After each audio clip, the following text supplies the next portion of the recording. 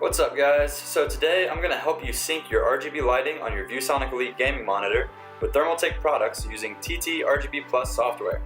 To sync your monitor and begin customization, you must first own a TT RGB product. Head on over to ttrgbplus.thermaltake.com, scroll down and on the left hand side click the red download button and you'll be on your way. Here you can also learn how TT RGB PLUS works with Alexa and where to find the TT AI voice app. Alright, now let's sync our monitor. Open the software and at the top of the program click the little RGB square. Next to your monitor click on and boom! You don't even need me, do you? Remember, your monitor is going to follow the commands given to the device in port 1.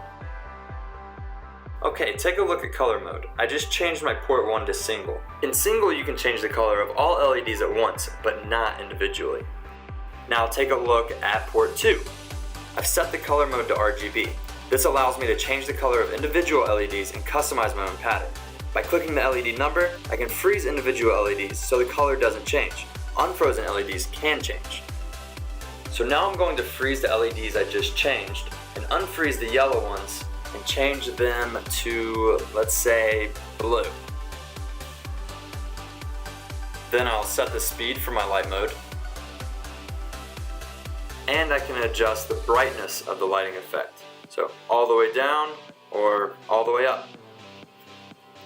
And once I'm finished with my new lighting settings, I can give it a super creative name, like New Lighting. There we go. Alright, let's take a look at some of these light modes, in particular player mode. Player mode is a screen follower mode, meaning your lighting will react to the dominant colors on the screen. So for the best results, make sure your gamer entertainment is in full screen. So we have it in player mode now, and if I want all of my devices to react in player mode, I can either put them all in player or I can simply put them in copy color, whichever one's easiest for you. Alright, so now I have everything reacting to the screen. So let's see how it looks.